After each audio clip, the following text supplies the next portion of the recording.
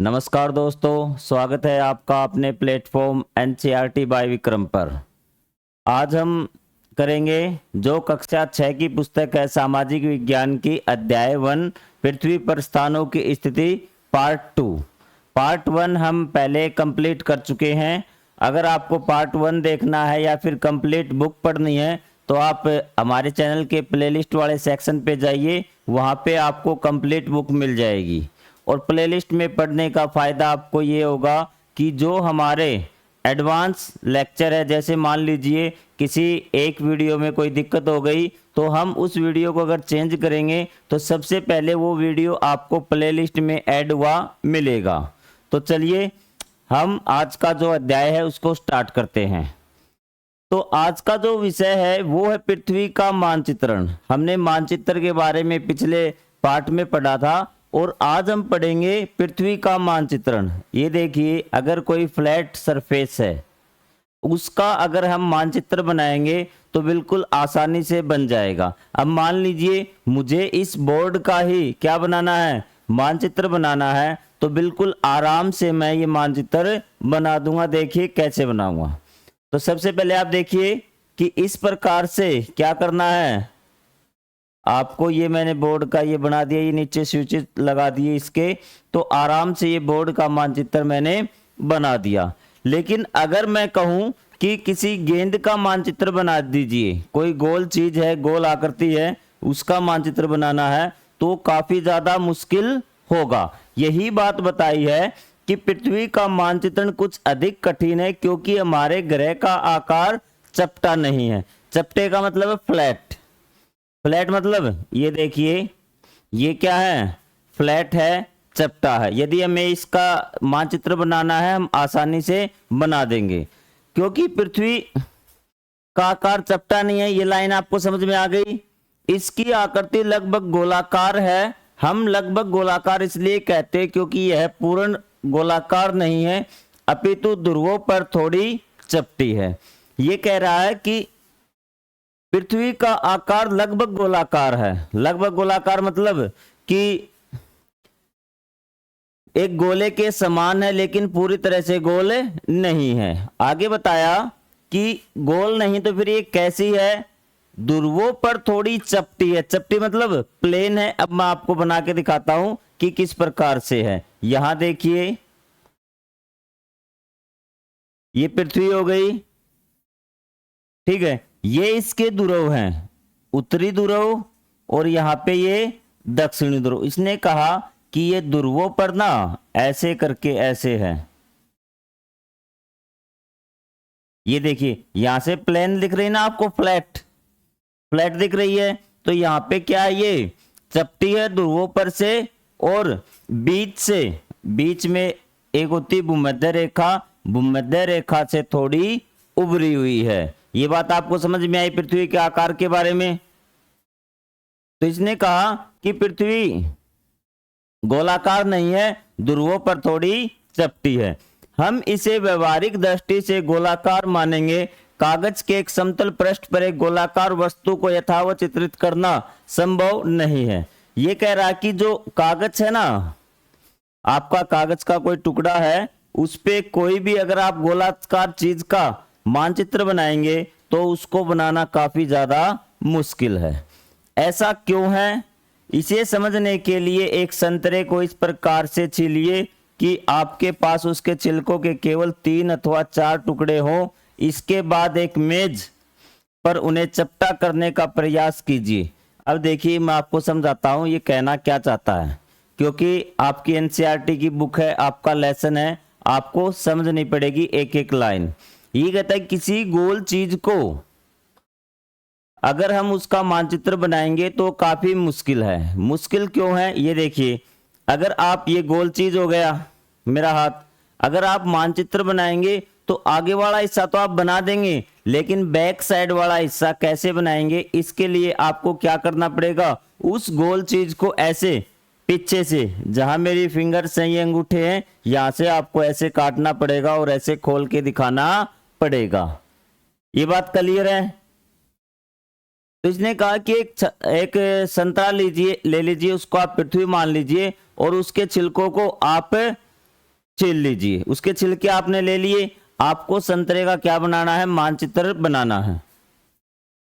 जब आप उसको छीलेंगे तो 3 या 4 टुकड़े हो जाएंगे उसके छिलके के। इसके बाद एक मेज पर उन्हें चपटा करने का प्रयास कीजिए। आप पाएंगे कि किनारों को तोड़े बिना आप यह नहीं कर पाएंगे। आपको क्या करना, मान लीजिए कि ये संतरा है और ये आपने इसके छिलके उतार लिए इस प्रकार से।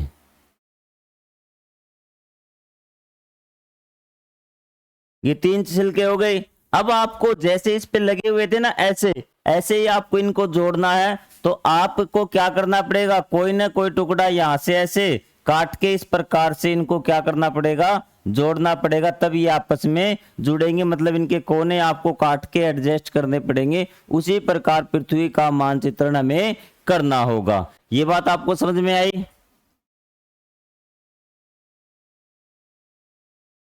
अब एक ग्लोब पर विचार कीजिए जो एक गोल आकृति जैसा है। आप सभी ने ग्लोब देखा होगा, उसके बारे में सोचिए। ये एक गोल आकृति है और उस पर एक मानचित्र बनाया गया है। आपने ग्लोब देखा होगा, वो एक गोल होता है और उस पर एक मानचित्र बनाया गया है। यह मानचित्र पृथ्वी, चंद्रमा, मंगल ग्रह, तारों और तारामंडल आदि का भी एक मानचित्र हो सकता है।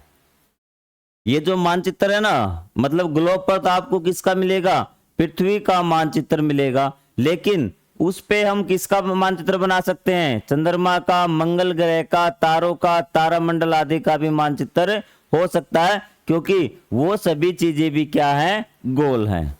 ग्लोब क्या है, गोल है। और अगर कोई गोल सरफेस है, गोल आकृति है, तो उस पे हम किसी भी गोल चीज का क्या बना सकते हैं, मानचित्र बना सकते हैं। आप भी अगर आपके पास कोई गेंद है, फुटबॉल है, उस पे पृथ्वी का मानचित्र आप आराम से बना सकते हैं। इस पृष्ठ पर दिए गए प्रथम चित्र पर दर्शाई गई वह भौतिक वस्तु जो गोलाकार है, सामान्यतः धातु, प्लास्टिक या कार्डबोर्ड पर की बनी होती है। मतलब ये जो आपका ग्लोब दिखाया गया ना यहाँ पे, ये किसका बना होता है, धातु का, प्लास्टिक का या कार्डबोर्ड मतलब गत्ते का बना होता है। ये ग्लोब के बारे में बताया है। हम यहाँ पृथ्वी के भूगोल का प्रतिनिधित्व करने वाले ग्लोब का अध्ययन करेंगे। मतलब हम यहाँ क्या करेंगे, ग्लोब का हमें अध्ययन करना है। किसका अध्ययन करना है, ग्लोब का। अब ग्लोब किसको बताता है, प्रतिनिधित्व करने का मतलब होता है कि वो किसके बारे में बताता है। प्रतिनिधित्व करना मतलब वो किसको रिप्रेजेंट करता है, किसके बारे में बताता है। जो भूगोल किसके बारे में बताता है, सॉरी, ग्लोब पृथ्वी के भूगोल, पृथ्वी की भूगोल मतलब आकृति क्या है। ये देखिए कि यहाँ पे ये स्थल दे रखा है, यहाँ पे ये जल दे रखा है। इस प्रकार पृथ्वी की पर कैसी आकृति है उसके बारे में बताता है भूगोल। इसलिए सॉरी, ग्लोब, इसलिए इसने कहा है कि पृथ्वी के भूगोल का प्रतिनिधित्व करने वाले ग्लोब का अध्ययन करेंगे।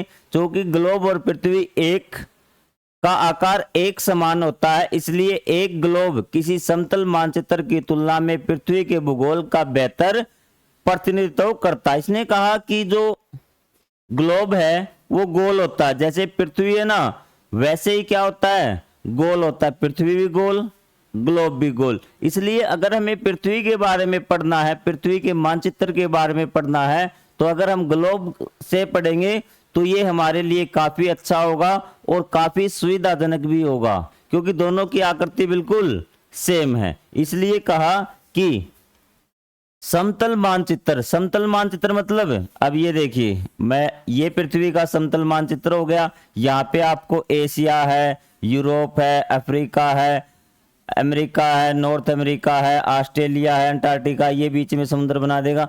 इस अगर हम इस मानचित्र पे ऐसे फ्लैट जो मानचित्र होता है ना समतल, उसकी बजाय अगर हम ग्लोब को देखेंगे ना पृथ्वी को पढ़ने के लिए, पृथ्वी का अध्ययन करने के लिए, तो ये हमें काफी सुविधाजनक रहेगा। यही बात इसने बताई है।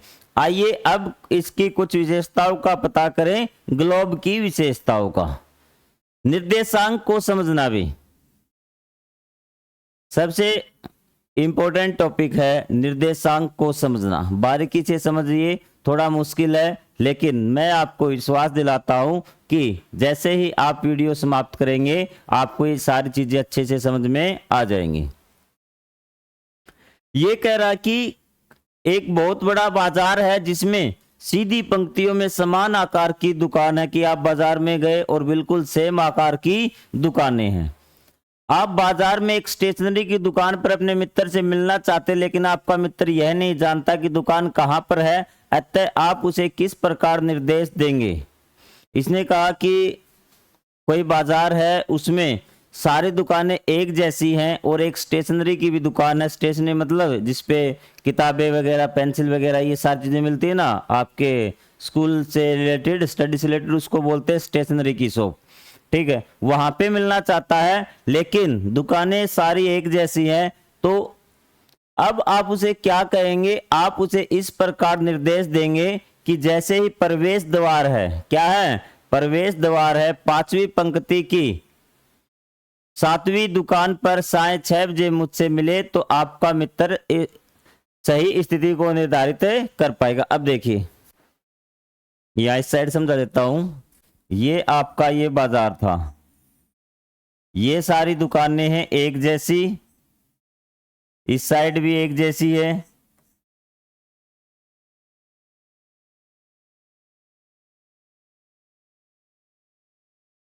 और ये वो दुकान है स्टेशनरी की जहां आपका दोस्त आपसे मिलने आ रहा, आप यहाँ पे मिलना चाहते हैं। तो आप दोस्त से कहेंगे कि जैसे ही एंट्री करे अपने लेफ्ट हैंड की तरफ, बाई तरफ 7वीं दुकान पे आ जाना। तो वो क्या आएगा? सीधा इस दुकान पे आएगा 6 बजे। 6 बजे आप उसको वहां मिल जाओगे। अगर आप सारी ये चीजें नहीं बताते, निर्देश नहीं देते, तो बाजार में घूमता रहता, उसकी और आपकी मुलाकात नहीं हो पाती। और आपको पता है कि मुलाकात कितनी जरूरी है। ये बात समझ में आ गई आपको? गर्मी बहुत ज्यादा है, अगर आप अपने स्वास्थ्य का भी ध्यान रखिए भी। ये आपको दुकान वाली बात समझ में आ गई कि अगर निर्देश नहीं देता, दोनों चीजें नहीं बताता कि बाई साइड है और 7वीं दुकान है, तो वो आपसे नहीं मिल पाता। उसी प्रकार अगर शतरंज पे बात करें ना हम, तो जो उसके जो खाने होते हैं, ये पढ़ने के बजाय मैं आपको सीधा समझा देता हूं कि आपको समझ में अच्छी तरह से आ जाए। ये देखिए, ये शतरंज में क्या होती है? चालें होती हैं भी, कि ये इस साइड चलेगा। ये आपको जो बच्चे शतरंज के बारे में जानते हैं उसको पता होता है कि उन्हें पता है कि कौन से में बाएं से दाएं या फिर दाएं से बाएं, कि कहां पे कौन सा ये प्यादा है वो खड़ा होगा, राजा कहाँ आएगा, रानी कहाँ आएगी, घोड़ा कहाँ आएगा, किस प्रकार से चाल चलेगा। तो ये निर्देशांक है। तो इसने बता रखा है कि जो इसके सामने होगा वही चलेगा। इसी प्रकार आप देखेंगे कि इसने तो ये चाल चल दी, इस प्रकार से ये 2 कदम चलेगा। ये निर्देशांक से ही हमें पता चलेगा। और अब हम समझेंगे पृथ्वी के निर्देशांक के बारे में। आपको बात समझ में आ गई कि निर्देशांक क्यों जरूरी है? निर्देशांक इसलिए जरूरी है ताकि हमें सही स्थान का पता चल सके, वरना हमें किसी भी स्थान की सही पोजीशन पता नहीं चलेगी, सही स्थिति समझ में नहीं आएगी। निर्देशांक आपको समझ में आया? निर्देशांक क्या होते हैं? निर्देशांक वो पॉइंट्स हैं या फिर वो बिंदु हैं जिनकी सहायता से हम किसी भी चीज की एक्यूरेट पोजीशन, सही स्थिति का पता लगा सकते हैं। चलिए अब हम पृथ्वी के निर्देशांक के बारे में समझते हैं।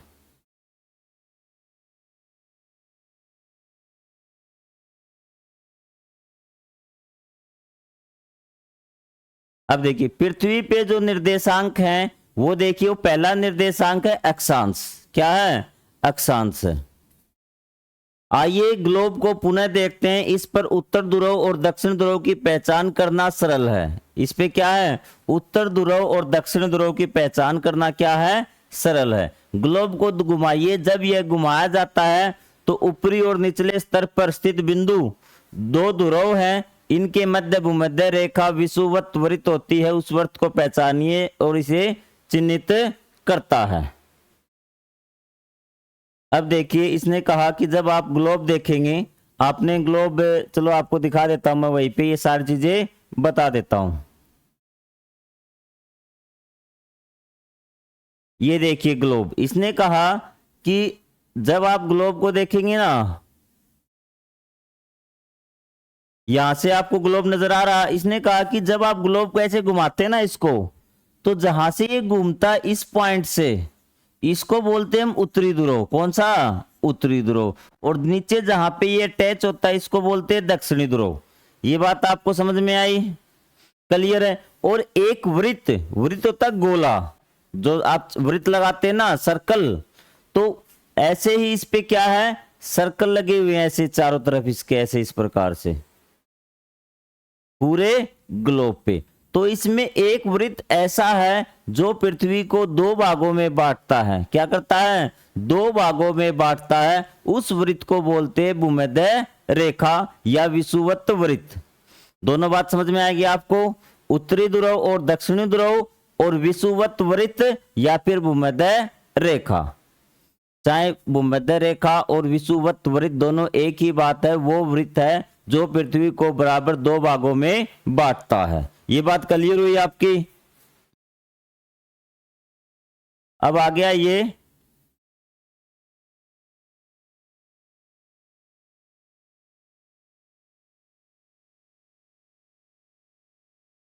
ये चीजें आपको समझ में आ चुकी है। एक बार आवाज का शायद डिस्टोर्शन थोड़ा सा ज्यादा हो गया है, मैं इसको थोड़ा सा कम कर देता हूं।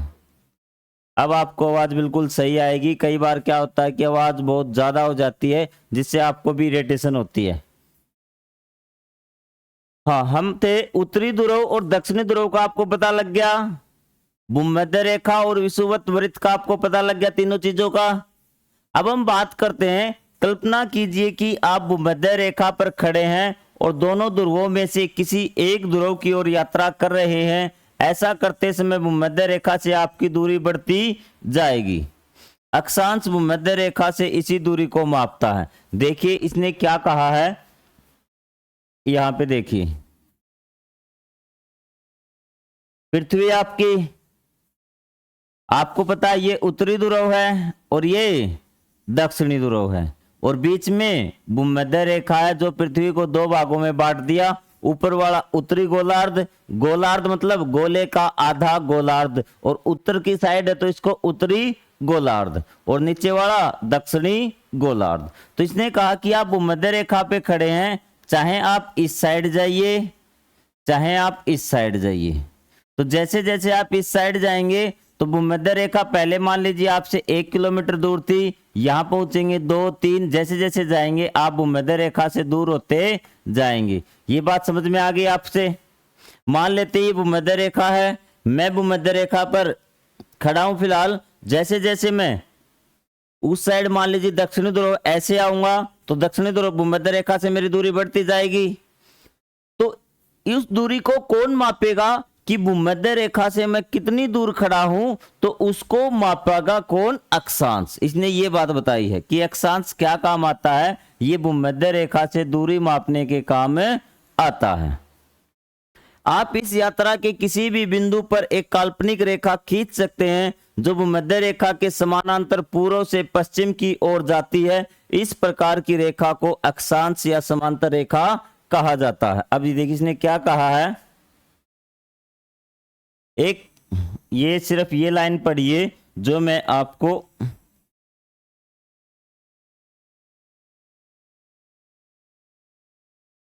ये देखिए, इसने कहा कि कहीं पर भी एक लाइन खींच दीजिए। जैसे ये पृथ्वी, सॉरी यहां पे देखिए आपको इस साइड नजर आ जाएगा, पृथ्वी हो गई क्लियर, भूमध्य रेखा, और यहां पे कोई इस पॉइंट पे आप पहुंच गए, यहां आपने भूमध्य रेखा के समानांतर एक लाइन खींच दी, ठीक है। उस लाइन को क्या बोलेंगे? अक्षांश बोलेंगे। क्या बोलेंगे? अक्षांश बोलेंगे। क्वेश्चन आता है अक्षांश किसे कहते हैं? इसने कहा कि जो भूमध्य रेखा के समानांतर पूर्व से पश्चिम की ओर, सॉरी पूर्व से, हाँ बिल्कुल पूर्व से पश्चिम की ओर, ये पूर्व है और ये पश्चिम, खींची गई लाइन क्या कहलाती है? अक्षांश कहलाती है। इसको समानांतर भी कहा जाता है। ये पृथ्वी के चारों ओर वृत्त बनाती है। ऐसे नहीं, ये बिल्कुल सीधी नहीं है, ऐसे इस प्रकार से क्या ये वृत्त बनाती है। जैसे आपकी गेंद है ना, बॉल है, तो बॉल के ऐसे चारों ओर खींची जाती है। आगे बात आपको समझ में। तो क्वेश्चन आता है अक्षांश किसे कहते हैं, तो सीधा सा आपको आंसर देना है भूमध्य रेखा के समानांतर पूर्व से पश्चिम की ओर खींची गई रेखा अक्षांश कहलाती है। क्लियर है बात। अब अक्षांश होते कितने हैं ये चीज और आप एक बार देख लीजिए कि अक्षांश कितने हैं। तो इसने एक चीज और बताई है, अब अक्षांश में देख लीजिए ताकि आपको समझ में आ जाए सारी चीजें। सॉरी, यहां पे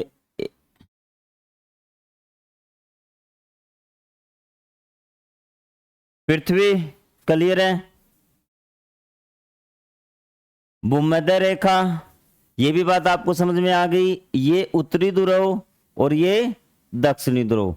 ये भी क्या है, एक अक्षांश है, इसको बोलते हैं 0 डिग्री अक्षांश, या फिर इसका नाम है भूमध्य रेखा। तीनों नाम आपको ध्यान रखना, भूमध्य रेखा, या फिर इसको बोलते हैं विषुवत वृत्त भी, विषुवत वृत्त ये भी। अब हम अक्षांश की बात करते हैं, भूमध्य रेखा के समानांतर खींची गई रेखाएं भी, या फिर समानांतर खींचे गए वृत्त क्या कहलाते हैं, अक्षांश कहलाते हैं। और ये इस प्रकार से जाते हैं, क्योंकि पृथ्वी ना ये इसके चारों तरफ से है, और इसी साइड दक्षिणी ध्रुव की तरफ भी होते हैं।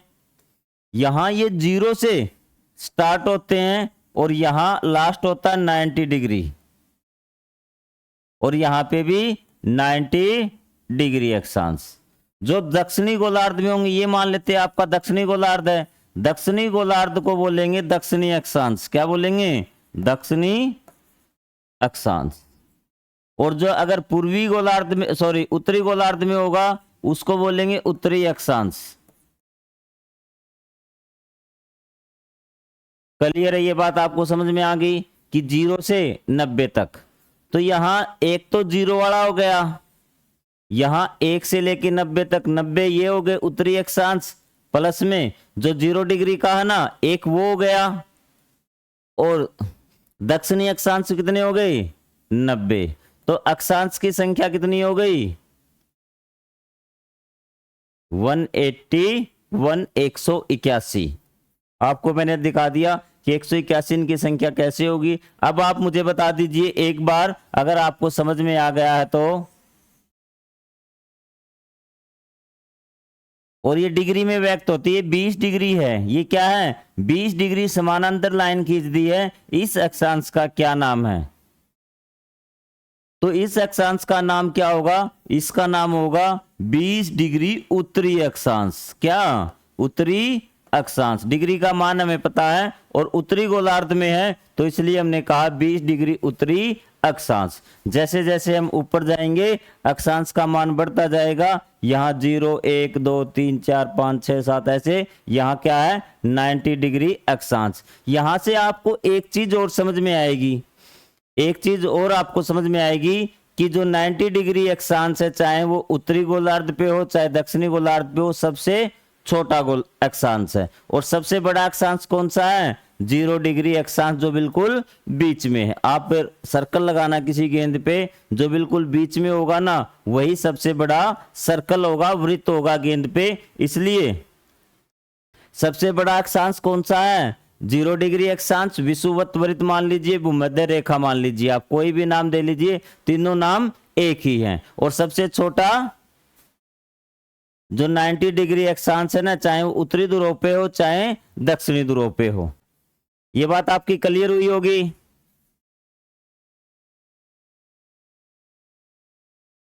तो ये चीजें मैंने आपको भी बता दी कि अक्षांशों को डिग्री में लिखा जाता है। परंपरागत रूप से विषुवत वृत्त अक्षांश 0 डिग्री या शून्य अक्षांश है, जबकि दो ध्रुवों के अक्षांश क्रम से 90 अंश उत्तर और 90 अंश दक्षिण में है। इसे 90 डिग्री उत्तरी और 90 डिग्री दक्षिण के रूप में व्यक्त किया जाता है। लिखा जैसे ये बता दिया ना इसने कि यहाँ ये 0 डिग्री तो अक्षांश हो गया भूमध्य रेखा, और ऐसे जाएंगे तो 90 तक आपको उत्तरी गोलार्ध में मिलेंगे और 90 तक आपको दक्षिणी गोलार्ध में मिलेंगे। जो उत्तरी गोलार्ध में उनके आगे उत्तरी लिखा जाता है और जो दक्षिणी गोलार्ध में उनके आगे दक्षिणी लिखा जाता है।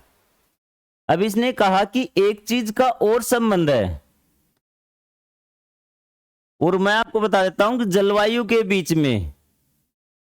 इसने कहा भूमध्य रेखा के चारों ओर जलवायु सामान्यतः गर्म, इसे उष्ण कहा जाता है। क्या कहा जाता है? उष्ण कहा जाता है। देखिए क्या ये कहना चाहता है वे।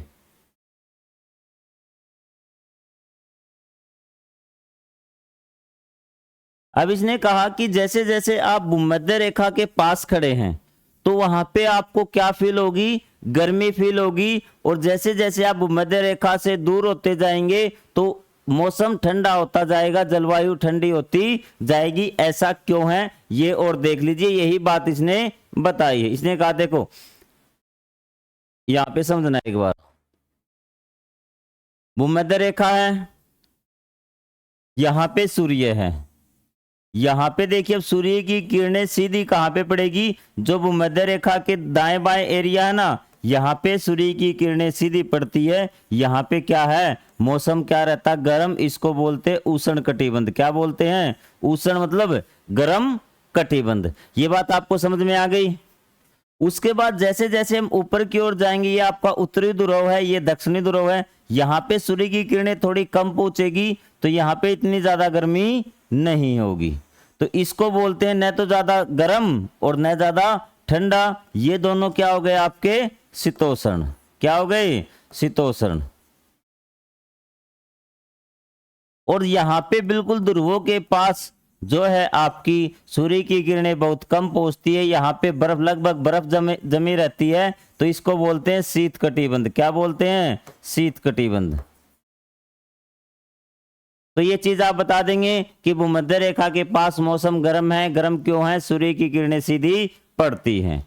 ध्रुवों के पास बहुत ज्यादा ठंड होती है, लगभग बर्फ जमी होती है। क्यों जमी होती है? क्योंकि वहां पे सूर्य की किरणें क्या होती हैं?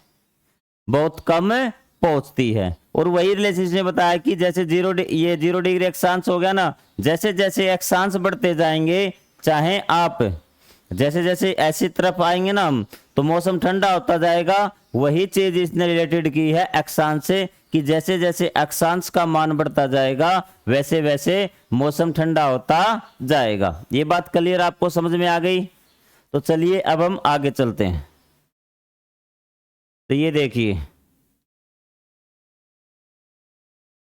अब हमारा टॉपिक है देशांतर। आपको अक्षांश अच्छी तरह से समझ में आ गई। अक्षांश की मैं 2-4 बातें फिर से रिपीट करता हूं। अक्षांश किसे कहते हैं? वे रेखाएं जो भूमध्य रेखा के समानांतर खींची गई हैं पूर्व से पश्चिम की ओर। क्लियर है?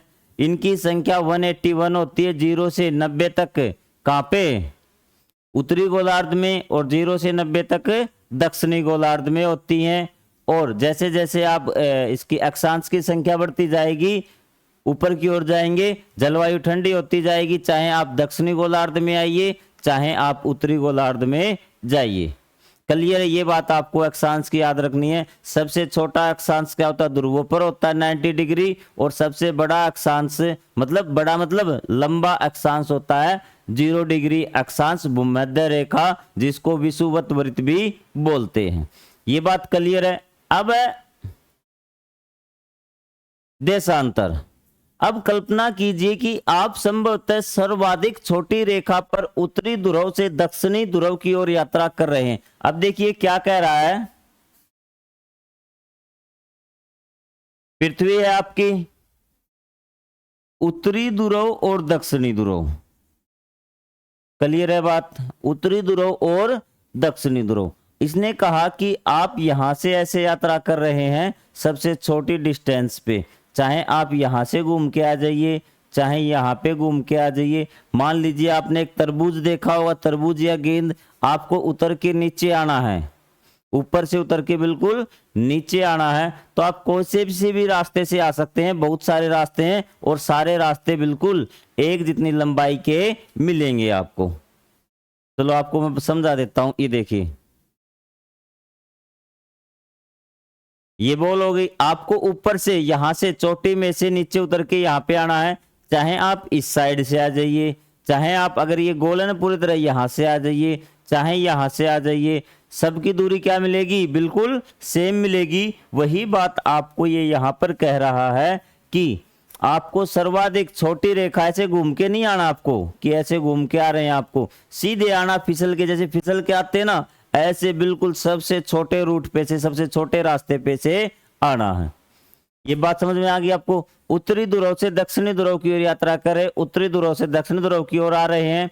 ग्लोब का अवलोकन कीजिए, आप पाएंगे कि यूरोप और अफ्रीका के मार्ग से जाने की जगह आप एशिया के मार्ग से भी जा सकते हैं। दूरी एक समान होगी। इन्हीं रेखाओं को देशांतरीय यामोत्तर, इन रेखाओं को क्या बोलते हैं, देशांतरीय यामोत्तर या फिर मेरिडियन ऑफ लॉन्गिट्यूड कहा जाता है। ये अर्धवृत्त हैं जो एक ध्रुव से दूसरे ध्रुव तक जाते हैं। अब आपको थोड़ा थोड़ा समझ में आएगा, बाकी चीजें मैं आपको भी समझा देता हूं। एक मिनट रुकिए। ये देखिए, आपने महासागर महाद्वीप अभी पाठ नहीं पढ़ा, आपको महाद्वीपों का भी ज्ञान नहीं है। ये देखिए, ये आपका उत्तरी ध्रुव है। यहां से आपको नीचे आना है इस प्रकार से, चाहे आप इस रास्ते से आ जाइए, चाहे इसने कहा चाहे आप यूरोप होके आ जाइए, कहीं से भी आ जाइए, आपको यहाँ पे आना है तो आपको दूरी क्या मिलेगी, बिल्कुल सेम मिलेगी। तो इसने कहा कि जो रेखाएं उत्तरी ध्रुव और दक्षिणी ध्रुव को जोड़ती हैं उन रेखाओं को बोलते हैं देशांतरीय या फिर यामोत्तर। क्या बोलते हैं, देशांतर या फिर यामोत्तर। ये बात समझ में आई। जो उत्तरी ध्रुव और दक्षिणी ध्रुव को मिलाती है। डेफिनेशन आपको समझ में आ गई, देशांतर समझ में आई। वे रेखाएं जो दक्षिणी ध्रुव और उत्तरी ध्रुव, उत्तरी ध्रुव और दक्षिणी ध्रुव को आपस में मिलाती हैं, या फिर दक्षिणी ध्रुव से दक्षिणी ध्रुव तक, उत्तरी ध्रुव से दक्षिणी ध्रुव तक जाती है। ये देखिए, और ये क्या है, अर्धवृत्त है। क्या है, अर्धवृत्त है।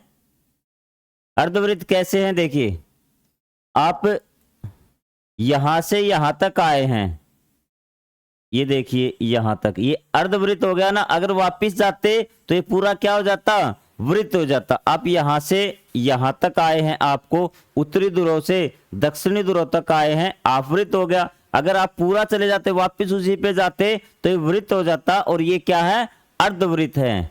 ये इसकी डेफिनेशन दे रखी है यहां पे, देखिए एक बार, ये देखिए,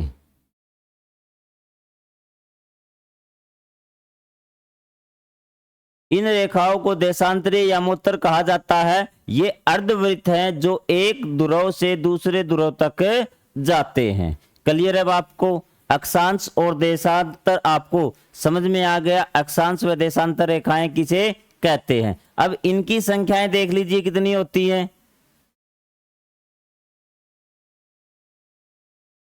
इनकी सभी की लंबाई बिल्कुल एक समान होती है। देखिए,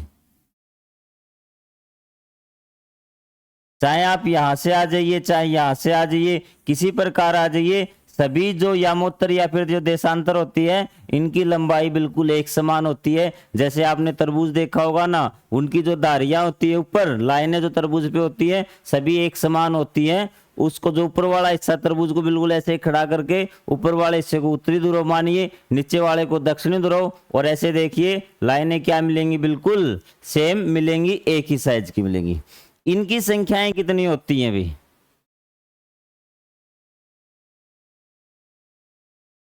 तो वैसे मैं इनकी संख्याएं आपको बता देता हूं कि अब देखिए एक कंफ्यूजन क्या होता है कि कहां से इनकी काउंटिंग स्टार्ट करें, गिनती कहां से स्टार्ट करें। जो आपकी अक्षांश रेखाएं थी,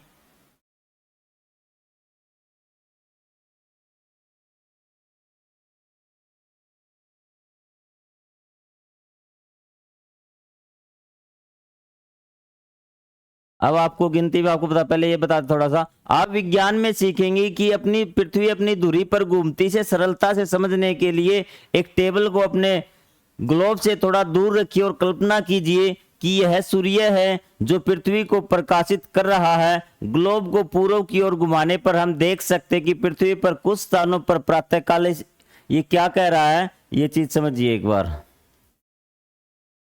ये कह रहा है कि ये पृथ्वी है और ये सूर्य है। लैंप आपने रख लिया इस प्रकार से, और यहाँ पे देखिए लाइट आ रही है, दिख रहा है आपको कि लाइट आ रही है। तो जहां पे लाइट आ रही है वहां पे तो क्या होगा, यहाँ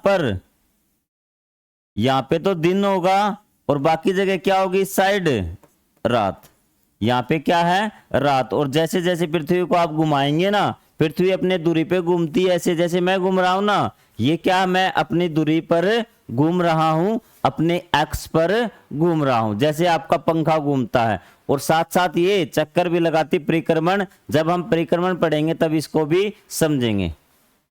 तो जैसे ये यहां से लाइट आ रही है, जैसे जैसे मान लीजिए ये पृथ्वी है, सामने से लाइट आ रही है जो पेन के इस साइड, तो क्या है, दिन है, और इस साइड क्या है, रात। अब ये जब ये पेन घूमेगा तो जो सामने वाला हिस्सा पीछे की ओर आएगा, तो वहां क्या हो जाएगी, रात, और ये जो पीछे वाला हिस्सा आगे आएगा, यहाँ क्या हो जाएगा, दिन। इसी प्रकार दिन रात बनते रहते हैं। ये बात आपकी समझ में आई कि किसी स्थान पे दिन क्यों है, किसी स्थान पर रात क्यों होता है, क्योंकि पृथ्वी का जो हिस्सा सूर्य के सामने होता है वहां तो दिन होता है, और जो हिस्सा बिल्कुल विपरीत होता है वहां पे रात होती है। और जो राउंड लेती है ना पृथ्वी, जो सामने आने वाला होता है वहां सुबह, और जो सामने से गुजर चुका वहां शाम का मौसम होता है।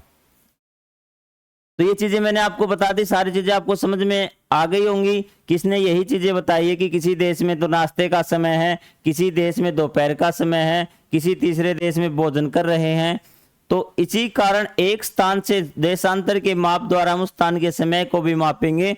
आइए यह देखते हैं कि कैसे होता है। इसने कहा कि अब समय का कैसे पता लगाएं कि 9 बजे हैं, 6 बजे हैं, 10 बजे हैं, 12 बजे हैं, रात के 1 बजे हैं, 2 बजे हैं। उसने कहा कि इसी देशांतर के मान के कारण ही हम क्या करेंगे, पता लगाएंगे कि किस प्रकार से हम ये चीज पता लगा सकते हैं कि किस पे कितना टाइम हुआ है।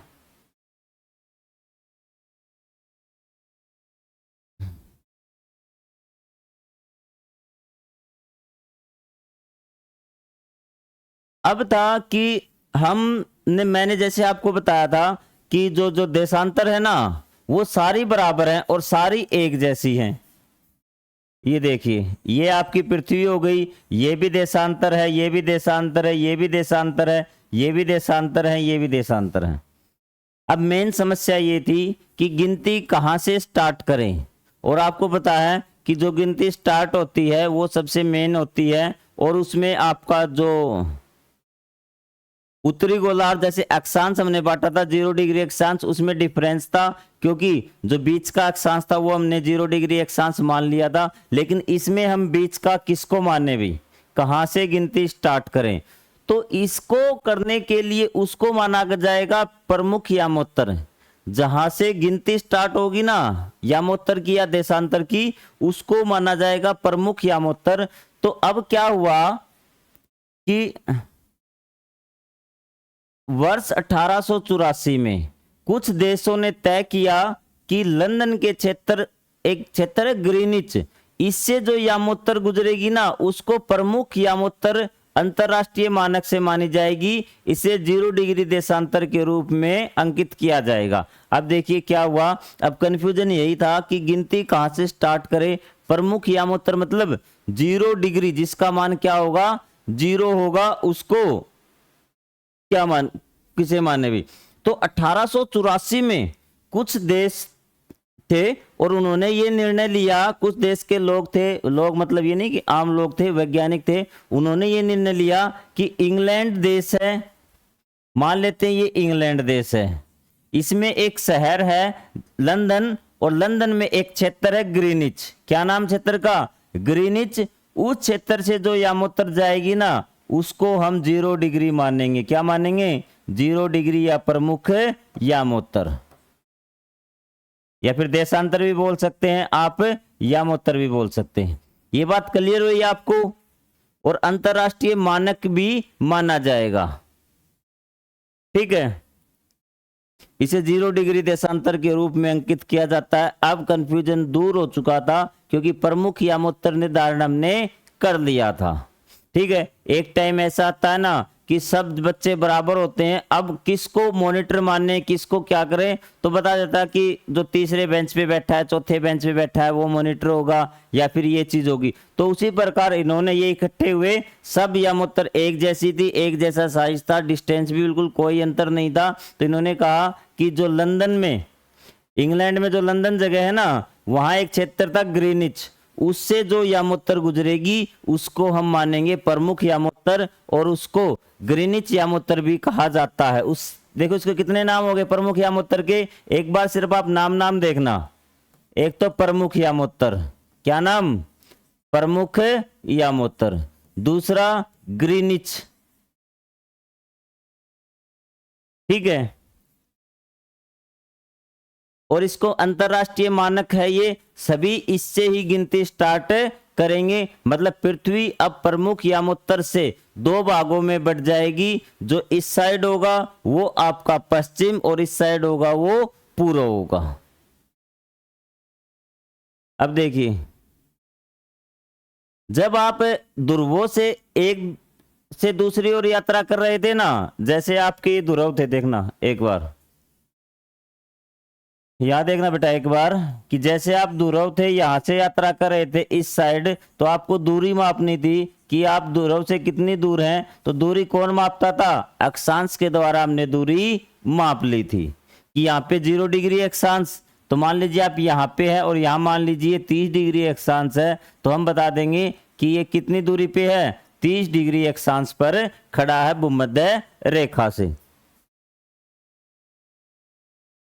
उसी प्रकार हमने जब पृथ्वी का, हमने मान लिया समतल पेज पे मैप बना लिया, इस प्रकार से पृथ्वी का क्या बना लिया, मैप बना लिया। यहां से वो लंदन शहर है, ये 0 डिग्री क्या हो गया, देशांतर हो गया। जो ग्रीनिच शहर से, ये इंग्लैंड देश है, इंग्लैंड देश में ये लंदन हो गया, लंदन में ग्रीनिच हो गया, और जो ये लाइन जा रही है ग्रीनिच रेखा होगी, इसके इस साइड जो पड़ेंगे ये कौन सी दिशा होगी,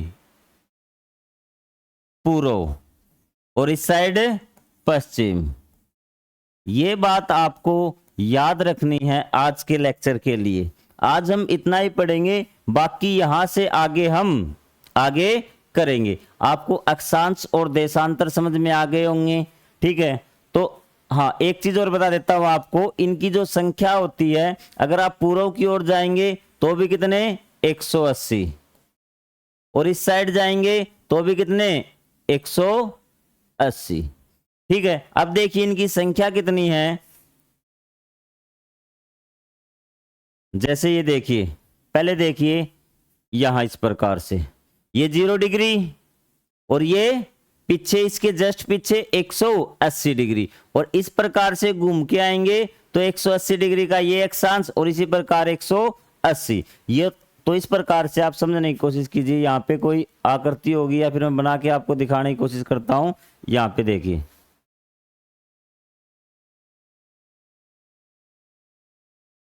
ये आपका हो गया 0 डिग्री, क्या हो गया, 0 डिग्री। इसके जस्ट बैक साइड में आपको मिलेगा 180 वाला, और यहां से जैसे आप इस साइड जाएंगे ना, पूर्व की साइड, तो आपको बीच में कितने बढ़ गए, 179, कितने हो गए, 179। और इस साइड भी अगर आप पश्चिम की ओर जाएंगे तो भी कितने आएंगे, 179, क्योंकि 179 से आपको कहां पे जाना है, 180 पे। क्लियर बात यहां पे। तो इनकी संख्या कितनी हो गई, 179 और 179, और ये 0 इनमें, 0 इसमें ऐड कर दिया 180, और जो 180 वाला ये इसमें ऐड कर दिया 180 हो गए। तो कितने हो गए इनकी संख्या, 360। कितनी हो गई, 360। तो देशांतर की संख्या 360 और अक्षांश की संख्या 181। तो ये चीजें आपको समझ में आ गई। तो काफ़ी बड़ा लेक्चर हो चुका है। मैंने आपको बता दिया कि 35 से 40 मिनट का लेक्चर लूँगा। अगले में हम समझेंगे टाइम जोन। अगर आपको फिर भी कोई डाउट है, अगर किसी चीज़ में कन्फ्यूजन है, तो मैं स्टार्टिंग में एक बार फिर दोबारा से आपको रिवीजन करवा दूंगा 5 मिनट के अंदर, अक्षांश व देशांतर। देखिए कितनी ज़्यादा गर्मी हो चुकी है और इतनी गर्मी में भी हम आपको पढ़ा रहे हैं, तो प्लीज़ चैनल को सब्सक्राइब करें। अगर आपका कोई डाउट है तो आप कमेंट बॉक्स में लिखिए। तो मिलते हैं दोस्तों अगले वीडियो में अगले लेक्चर के साथ। तब तक के लिए जय हिंद, जय Bharat. Thank you very much.